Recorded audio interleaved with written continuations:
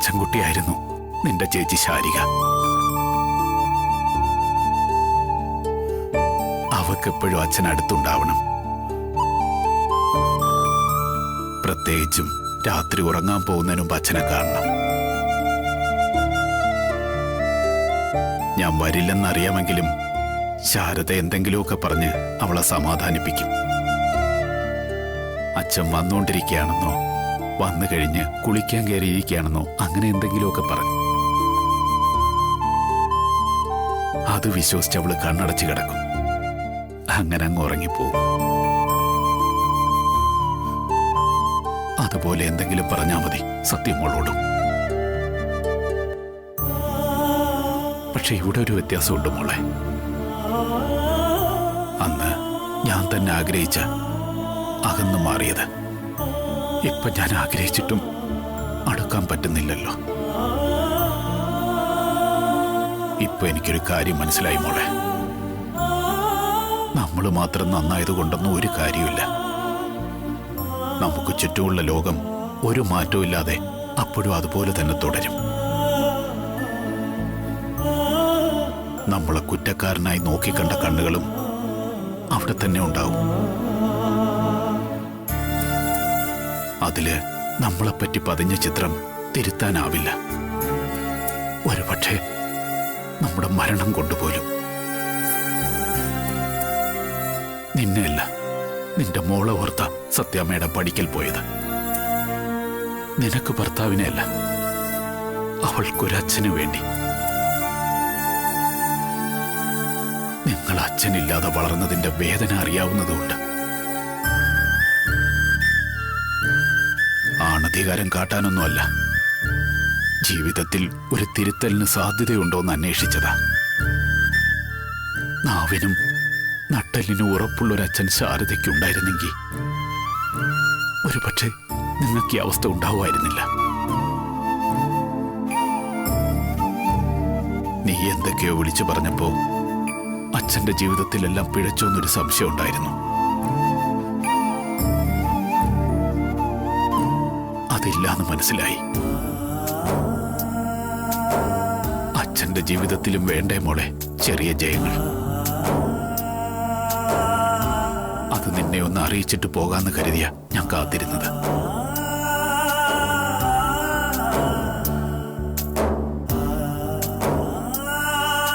രാഘവൻ നായർ വിളിച്ചിരുന്നു. ഒരു സന്തോഷ വാർത്ത ഉണ്ടെന്നാ പറഞ്ഞത്. ഒരു സസ്പെൻസ് ആയിരിക്കട്ടെ, നിന്നോട് പറയണ്ടെന്നും പറഞ്ഞു. നാളെ രാവിലെ അത് നീ അറിഞ്ഞാ മതിയെന്നാ പറഞ്ഞത്. പക്ഷേ നാളെ രാവിലെ ഞാൻ മനസ്സിന്റെ ഒരു ഭാരം കൂടി ഇവിടെ ഇറക്കി വെച്ചിട്ടാവട്ടെ അവസാന യാത്ര.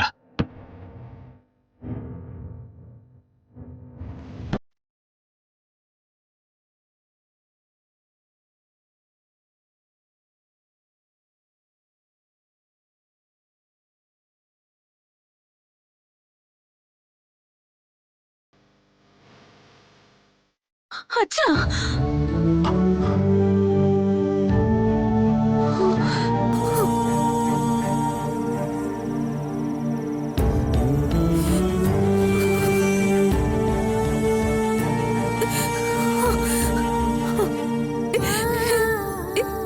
എന്നോട് പൊറുക്കണം.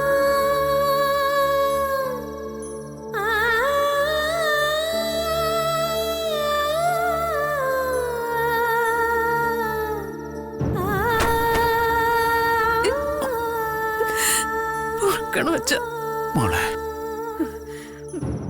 എഴുന്നേക്ക്. എഴുന്നേക്കാനാ പറഞ്ഞു.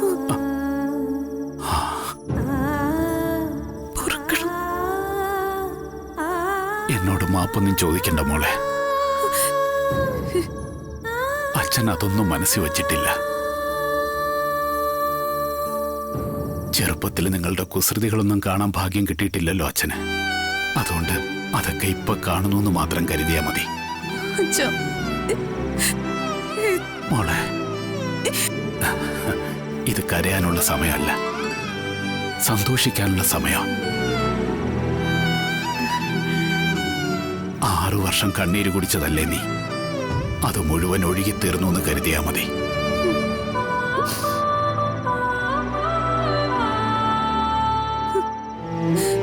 അച്ഛൻ എങ്ങോട്ടും പോവില്ലല്ലോ. അച്ഛൻ എങ്ങോട്ട് പോവാനാടി? ഒരു പരിഭവത്തിലോ പിണക്കത്തിലോ അച്ഛൻ അങ്ങനെയൊക്കെ പറഞ്ഞെങ്കിലും അച്ഛൻ ഇവിടേക്ക് തന്നെ മടങ്ങി വരും. അത് കണ്ടിട്ടുള്ളതല്ലേ നീ? ദേവി, വിഷ്ണു, നീയും സത്യമൊക്കെ ഒരു കുടുംബമായിട്ട് കഴിയുന്നത് അച്ഛന് കാണണോടി. അതുകൂടി കണ്ടിട്ടേ അച്ഛൻ എങ്ങോട്ടെങ്കിലും പോവും, മരണത്തിലേക്കാണെങ്കിൽ പോലും. ചെല്ല്. ഈ ഒരു രാത്രി കൂടിയേ നിന്റെയും വിഷ്ണുവിന്റെ ജീവിതത്തിൽ ഇരുട്ട് കാണൂ. നാളെ ഒരു പുതിയ ദിവസമാണ്. വിഷ്ണുവും നീയും ഒരുപാട് കാലം പരസ്പരം സ്നേഹം പങ്കുവച്ച് സന്തോഷമായിട്ട് കഴിയണം. ചെല്ലടി. സ്വപ്നം കാണേണ്ട രാത്രിയായി ഇന്ന്. നാളെ മുതൽ സ്വപ്നമല്ലല്ലോ, അത് സത്യമല്ലേ?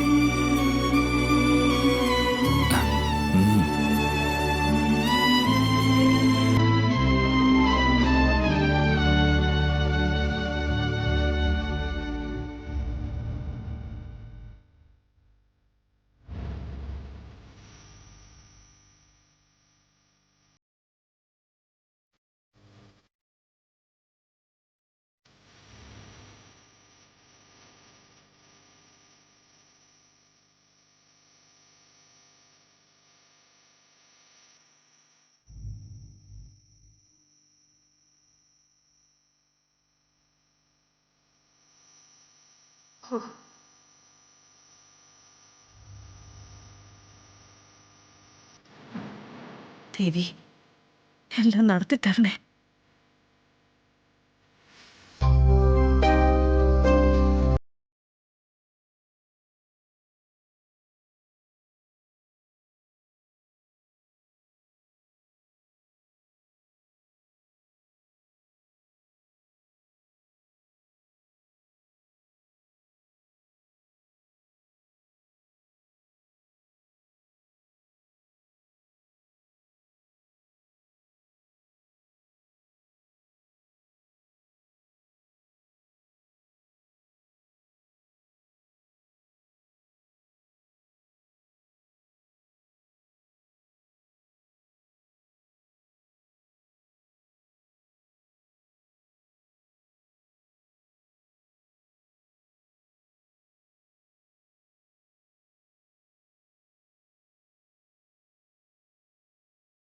നിന്റെയും വിഷ്ണുവിന്റെ ജീവിതത്തിൽ ഇരുട്ട് കാണൂ.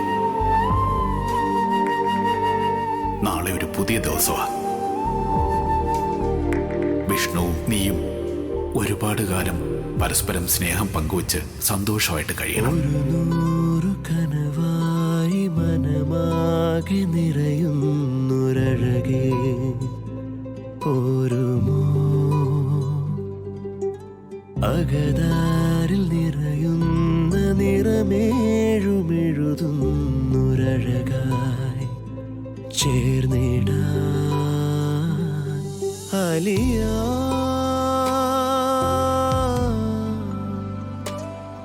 അകലേ പോയിടാം നിറയാമൊഴുകാം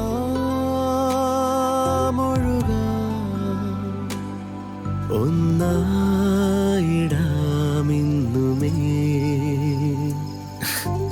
എന്റെ പൊന്ന് സൂര്യഭഗവാനെ, ഇന്നൊരൊറ്റ ദിവസത്തേക്ക് പ്ലീസ് ഒന്ന് പെട്ടെന്ന് വരൂ.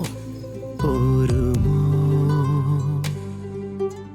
അകതാരിൽ നിറയുന്ന നിറമേഴുമെഴുതുന്നൊരഴകായി ചേർന്നിടാം.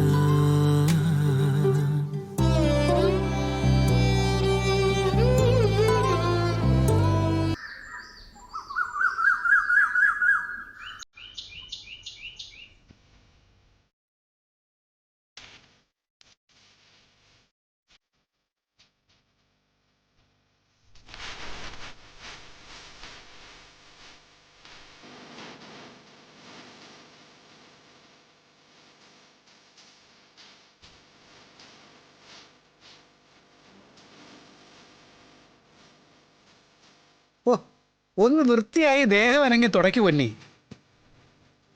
നിങ്ങൾ എന്നെ നോക്കിക്കൊണ്ട് നിൽക്കാതെ പുറം പണിക്കാരെ നോക്ക് പിള്ളച്ചേട്ടാ. അവള് പറയുന്നാലും കാര്യമുണ്ട് പിള്ളേ.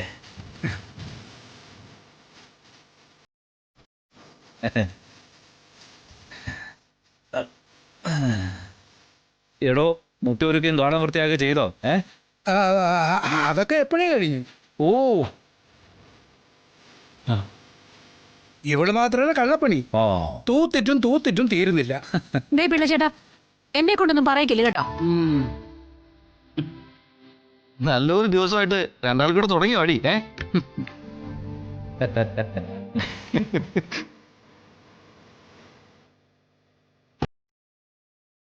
ആഹാ, രണ്ടുപേരും കുളിച്ച് വേഷമൊക്കെ മാറിയല്ലോ രാവിലെ തന്നെ. അത് പിന്നെ വേറെ നിവർത്തി ഉണ്ടോ അച്ഛാ? എന്നെ ഇന്നലെ രാത്രി ഉറക്കിയിട്ടില്ല ഇവിടെ.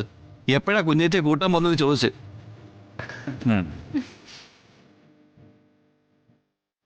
ഞാൻ പറഞ്ഞു എന്റെ പൊന്നെ നേരെ ഒന്ന് വെളുത്തോട്ടായിരുന്നു. ചുമ്മാ പറയുന്നതാ കേട്ടോ. രാവിലെ 9 മണിവരെ മൂടിപ്പൊതിച്ച് കിടക്കാൻ പറ്റാത്തതിന്റെ പിണക്കമായി കാണിക്കുന്നേ. ഞാൻ 9 മണി വരെ കിടന്ന് ഉറങ്ങിയിട്ടുണ്ടെങ്കിലേ ആരാ രാവിലെ എണീറ്റ് ഹോട്ടലിൽ പോകുന്നത്? രാവിലെ എഴുന്നേക്കുമ്പോഴേ ആരാ ബെഡ് കോഫി ഉണ്ടാക്കി തരുന്നേ? അല്ല, അപ്പൊ ആരാ ആദ്യം എഴുന്നേക്കുന്ന പറ.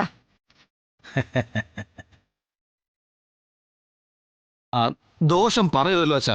കുഞ്ഞേച്ചിയെ കൂട്ടാൻ പോകുന്നതുകൊണ്ട് ഇവളും ഇന്ന് കുളിച്ചിട്ടുണ്ട്.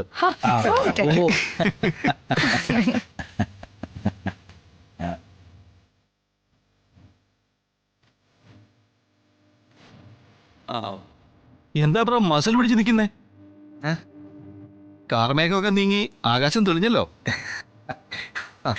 ആ ഭാമ ഒരുങ്ങി ഇറങ്ങാൻ താമസിക്കുന്ന അവന്റെ പുതിയ കാർമേഘം. വേവോളം ക്ഷമിച്ചില്ലേ? 6 ഓളം ക്ഷമിച്ചുകൂടെ?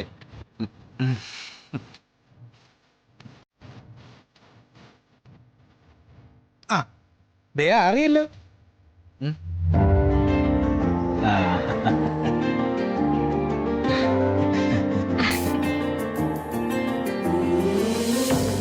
എന്താ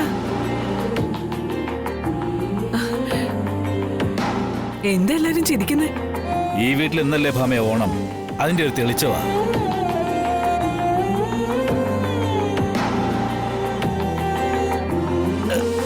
രാഘവട്ടെ സൂക്ഷിച്ച്. എന്നാ നമുക്ക് പോവാം. എങ്ങോട്ട്? ശാലിനെ കൂട്ടാൻ അതിനല്ലേ നമ്മള് പോന്നേ. നമ്മൾ പോകുന്നില്ല രാഘവേട്ട.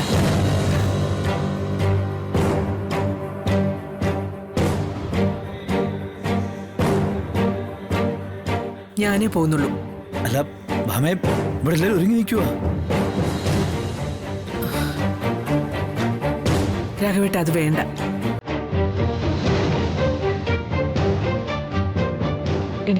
എനിക്ക് ഒറ്റയ്ക്ക് പോയി അവളെ കൂട്ടിക്കൊണ്ടുവരണം. ഞാൻ ഒരുപാട് തെറ്റുകൾ ചെയ്തു പോയി അവളോട്.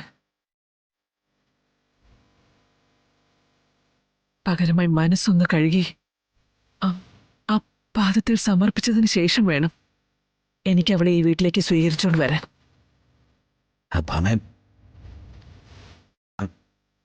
അല്ല, നീ എന്നോട് ക്ഷമിക്കണം. ഇതെന്റെ ഒരു സ്വാർത്ഥതയായിട്ട് കണ്ടാൽ മതി. അവളുടെ മുന്നിൽ എന്റെ തല താഴുന്നതോ കണ്ണീര് പൊടിയുന്നതോ നീ കാണരുത്.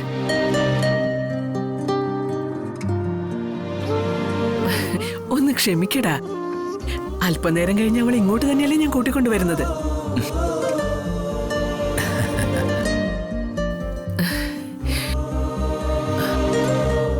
ശ്യാമേ, നിന്റെ കുഞ്ഞേച്ചി സ്വീകരിക്കാനുള്ള ആരതി എടുത്ത് വെച്ചേക്കണം.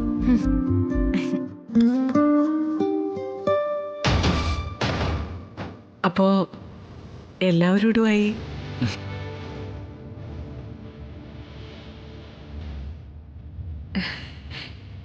ഓക്കെ അല്ലേ? ശരി ശരി ശരി പോയിട്ട് വാ. ശരിയടാ. ഞാൻ ഒന്ന് പോയി ചെല്ലടാ.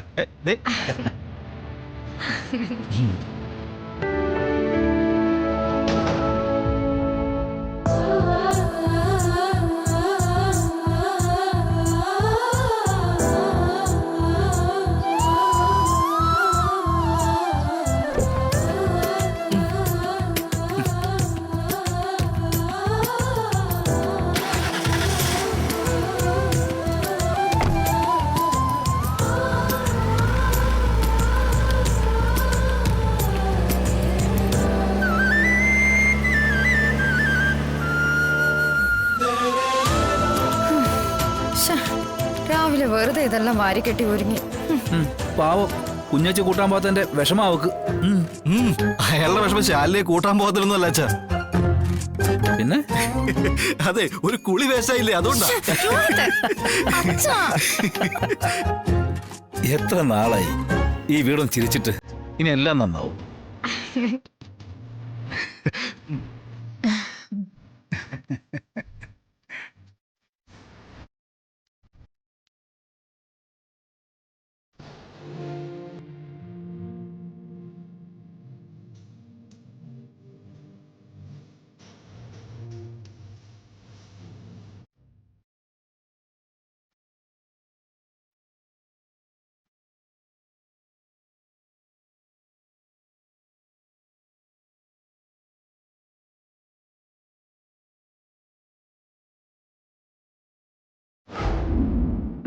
എടോ, കളരിക്കൽ ഗ്രൂപ്പ് MD ശിവൻകുട്ടിയുടെ മോളാ ഞാൻ. അറിയാം മാഡം. അച്ഛൻ എന്നെ ഇങ്ങോട്ട് പറഞ്ഞു വിട്ടത് ഇവിടെ വന്ന് നിങ്ങളെ കണ്ട കാര്യം പറഞ്ഞാൽ മതിയെന്ന് പറഞ്ഞ ഇയാളെ ഫോൺ വിളിച്ചിട്ട് എടുക്കുന്നില്ലല്ലോ. അത് മാഡം, സാറിനോട് പറയാൻ ഒരു മറുപടി ഇല്ലാത്തതുകൊണ്ടാ ഞാൻ ഫോൺ എടുക്കാഞ്ഞത്. കളരിക്കൽ ഗ്രൂപ്പിന്റെ സ്ഥാപനങ്ങളിലെ ജീവനക്കാരുടെ PF വിഹിതം കൃത്യമായി അടയ്ക്കാത്തതിന്റെ പേരില റവന്യൂ റിക്കവറിക്ക് ഓർഡർ ആയിരിക്കുന്നത്. അത് ഞാൻ വിചാരിച്ചാൽ ഒഴിവാക്കി കൊടുക്കാൻ പറ്റില്ല. അതെന്താ താൻ വിചാരിച്ച ഒഴിവാക്കാൻ പറ്റാത്തത്? നിയമം വളരെ സ്ട്രോങ് ആണ് മാഡം.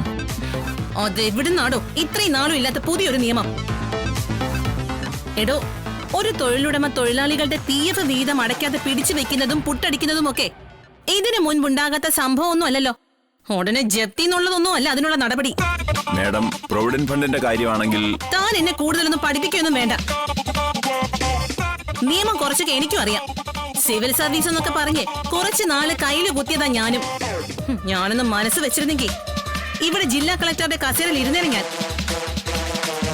അതുപോട്ടെ, ഇതുപോലുള്ള കേസിൽ റവന്യൂ റിക്കവറി ഒഴിവാക്കി കൊടുത്തതിന്റെ പേരിൽ ഇയാള് തന്നെ എന്റെ അച്ഛന്റെ കയ്യിൽ നിന്ന് വാങ്ങിച്ച് നക്കിയിട്ടില്ലേ കുറെ കാശ്. ഫാമിലി ആയിട്ട് ഹോളിഡേ ടൂറിന് പോയതും മക്കളെ വിദേശത്ത് അയച്ച് പഠിപ്പിക്കുന്നതിന്റെ ഒക്കെ കണക്ക് ഞാൻ പറഞ്ഞു തരണോ തനിക്ക്? മാഡം, ഒന്ന് പതുക്കെ. കാശൊക്കെ ഞാൻ വാങ്ങിച്ചിട്ടുണ്ടെന്നുള്ളത് സത്യമാണ്. പക്ഷേ ഇത് പുറത്തറിഞ്ഞ എന്റെ പണി തെറിക്കും.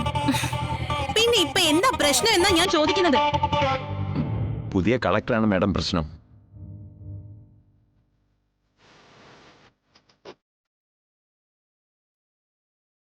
നടപടി എടുത്തില്ല എന്നുണ്ടെങ്കിൽ ശാലിനി മാഡത്തിന്റെ ഭാഗത്തു നിന്നും ചോദ്യം ഉണ്ടാവും. സഡൻ ആക്ഷനാണ് മാഡം.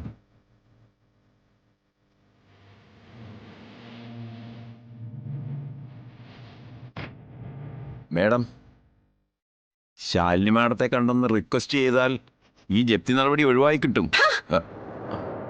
1-2 കോടി രൂപയുടെ കാര്യമല്ലേ? അല്ലാതെ കളരിക്കൽ ഗ്രൂപ്പ് MD ശിവൻകുട്ടിയുടെ കളസമൊന്നും ജപ്തി ചെയ്തോണ്ട് പോവില്ലല്ലോ ഇയാളുടെ കളക്ടർ മാഡം. അത്രയും കാശ് പോയാൽ കളരിക്കൽ ഗ്രൂപ്പിന് അത് രോമമാണ്, വേറും രോമം. ഇവള് തന്നെയാവും ഈ ജപ്തി നടപടിക്ക് പിന്നിലും. അവൾക്ക് എന്നോടും അച്ഛനോടും ഒക്കെ വ്യക്തിവൈരാഗ്യം ഉണ്ടെന്നും അറിയാം. പക്ഷേ ഇത്രയും അധപതിക്കുമെന്ന് പ്രതീക്ഷിച്ചിരുന്നില്ല. വ്യക്തിവൈരാഗ്യം തീർക്കാൻ വേണ്ടി ഔദ്യോഗിക പദവി ദുരുപയോഗം ചെയ്യുമെന്ന് അവളോട് പറ. ജപ്തി നടത്തി കളരിക്കൽ ഗ്രൂപ്പിനെ അങ്ങോട്ട് അറബിക്കടലിലേക്ക് തള്ളേ. തിരിച്ച് പണി കൊടുക്കാൻ ഈ മധുശ്രീക്കും അറിയാം.